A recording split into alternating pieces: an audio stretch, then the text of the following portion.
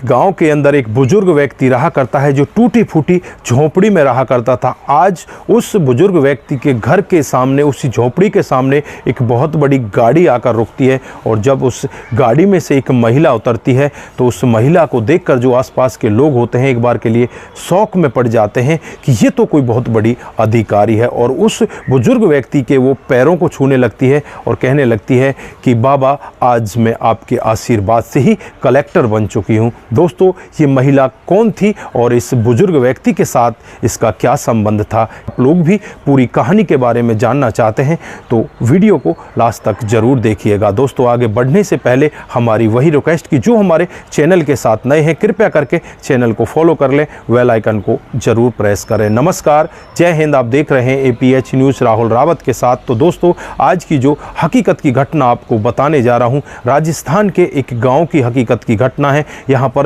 शिवराम नाम का एक व्यक्ति जिसकी पत्नी का नाम पूजा होता है, वो बड़े अच्छे से अपने घर परिवार में रहा करते हैं। धीरे धीरे उनका परिवार चलने लगता है और यहाँ पर जो उसकी पत्नी होती है पूजा, वो गर्भवती हो जाती है और गर्भवती होने के बाद धीरे धीरे समय बीतने लगता है और अब समय आ जाता है कि उसकी पत्नी की आज डिलीवरी होनी है। डिलीवरी के लिए वो बहुत ज़्यादा खुश होता है और नज़दीकी हॉस्पिटल में अपनी पत्नी को लेकर जाता है। दोस्तों, डॉक्टर साहब उसके उपचार में लग जाते हैं और थोड़ी देर बाद वहाँ से एक महिला डॉक्टर निकल कर आती है और कहने लगती है कि आई एम सॉरी, हमें माफ़ कर देना, हम आपकी पत्नी को नहीं बचा पाए। दोस्तों, यहाँ पर जो पति होता है शिवराम बिल्कुल टूट जाता है और वहीं पर घुटनों के बल बैठ जाता है। अपनी आंखों में आंसू लेकर वो कहने लगता है कि क्या हमारा कोई बच्चा भी नहीं बचा क्या? तो यहाँ पर वो कहती है कि हाँ, आपका बच्चा तो ज़रूर बच गया है, आपकी बेटी हुई है। दोस्तों, अब अपने आंसुओं को पहुँचकर वो अपनी बेटी को अपने गोद में उठाता है और उसके बाद वहाँ से अपनी पत्नी की डेड बॉडी को लेकर आता है, अपनी बेटी को गोद में लेकर आता है। पत्नी का अंतिम संस्कार कर दिया जाता है। उसके बाद जो बेटी होती है उसे धीरे धीरे करके वो पालने लगता है। दोस्तों, जो रिश्तेदार होते हैं उससे कहते हैं कि तुम दूसरी शादी कर लो, लेकिन वो दूसरी शादी के लिए मना कर देता है। अब धीरे धीरे समय बीतता रहता है, वो लड़की बड़ी होने लगती है और वो लड़की अब 10वीं क्लास में पढ़ने लगती है। वो बहुत ही अच्छे से मेहनत किया करती। उसका जो पिता होता है वो उससे यही कहता कि बेटा, तू बड़ी होकर बहुत बड़ी ऑफिसर बनेगी। जो बेटी होती है उसका नाम प्रिया होता है।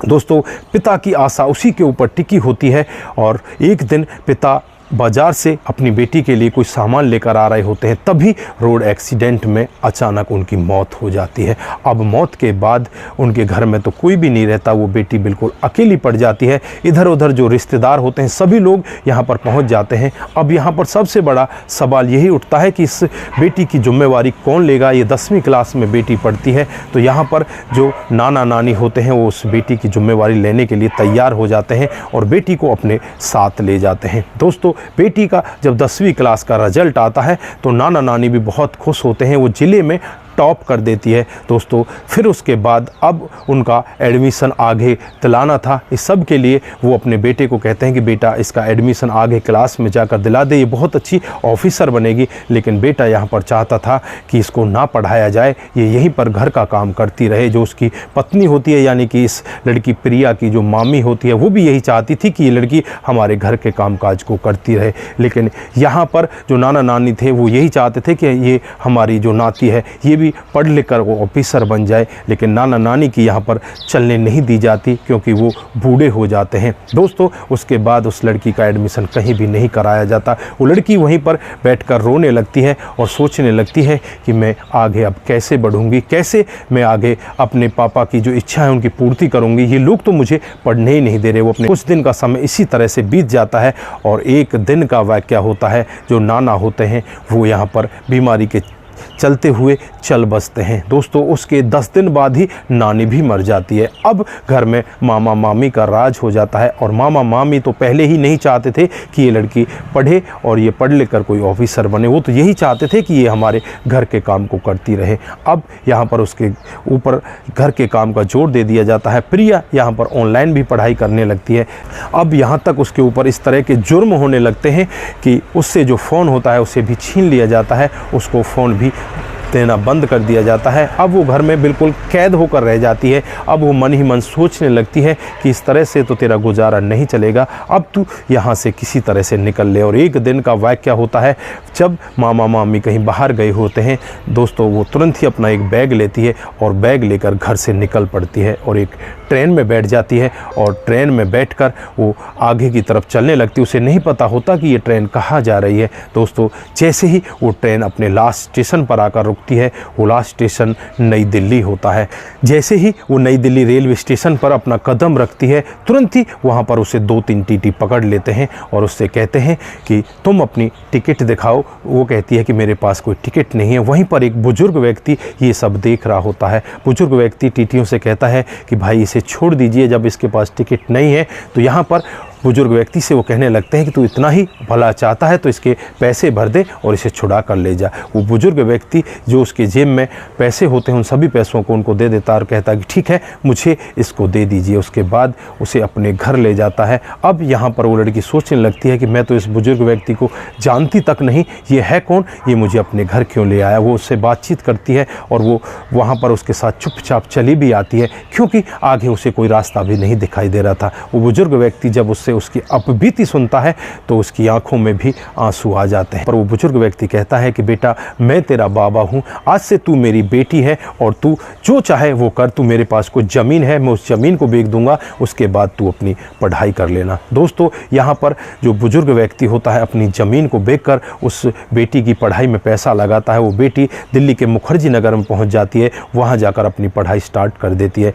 दोस्तों धीरे धीरे वो अपनी पढ़ाई को आगे बढ़ाती रहती है। बुजुर्ग व्यक्ति इधर उधर से पैसा इकट्ठा करके उस बेटी की पढ़ाई में लगाता रहता है और एक दिन ऐसा आ जाता है कि ये सब कुछ दांव पर लगा देता है, खुद एक झोंपड़े में आ जाता है और इस बेटी की पढ़ाई में लगातार पैसे लगाता रहता है। दोस्तों कुछ दिन के बाद ये बुजुर्ग व्यक्ति भी बीमार हो जाता है और बीमारी के चलते हुए जो इसकी पैतृक घर होता है वो भी बिक जाता है। फिर एक सरकारी ज़मीन पर एक झोंपड़ी बना लेता है और उसी झोंपड़ी में रहने लगता है। दोस्तों यहाँ पर वो लड़की लगातार पढ़ाई कर रही थी और पढ़ाई करते करते एक दिन वो अपने मुकाम पर पहुँच जाती है। वो जिला कलेक्टर बन जाती है और जिला कलेक्टर बनते ही उसे सबसे पहले याद आती है तो उस बाबा की, जिस बाबा ने अपना सब कुछ न्यौछावर करके इसे जिला कलेक्टर बनाया था। दोस्तों उसके बाद सीधे वो उसी बाबा के घर पर रुक करती है। जब वहाँ जाकर उसे पता चलता है कि यहाँ तो बाबा ने अपना घर ही बेच दिया, अब वो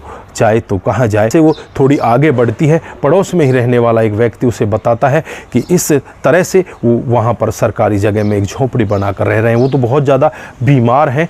दोस्तों उसके बाद वो बेटी तुरंत ही वहाँ पर पहुँचती है और अपना सब कुछ छोड़कर जो कलेक्टर का भेष होता है वो सब वहीं पर पीछे छोड़ देती है और दौड़ती हुई अपने बाबा के पास पहुंच जाती है। बाबा के चरणों में गिर जाती है और कहने लगती है कि बाबा तुमने मुझे कभी बताया क्यों नहीं, तुम तो मुझसे फ़ोन पर बात भी किया करते, तुम तो यही कहते कि बेटा सब कुछ ठीक है, तू पढ़ लिख कर आ जा, बस तेरा ही इंतज़ार है। बाबा उससे हमेशा यही कहते, कभी भी उसे नहीं बताते। जब भी उसे पैसों की ज़रूरत होती तो बाबा यहीं से जो भी मनी ट्रांसफ़र वाले होते हैं उनके पास जाकर उसके खाते में पैसा ट्रांसफ़र करवा दिया करते। एक आध बार बाबा उससे मिलने के लिए भी आए थे। दोस्तों आज बाबा की हालत देखकर तुरंत ही बाबा को अपनी गाड़ी में बिठाती है और गाड़ी में बिठाकर उन्हें पहले हॉस्पिटल में ले जाती है और हॉस्पिटल में ले जाने के बाद उनका इलाज करवाती है और उसके बाद उन्हें अपने उस बंगले में लेकर जाती है जो उन्हें अलॉट हुआ था। दोस्तों सरकार की तरफ से उन्हें एक बंगला अलॉट हुआ था, उस बंगले में बाबा को लेकर जाती है और वहाँ पर उनके साथ अच्छे से रहने लगती है।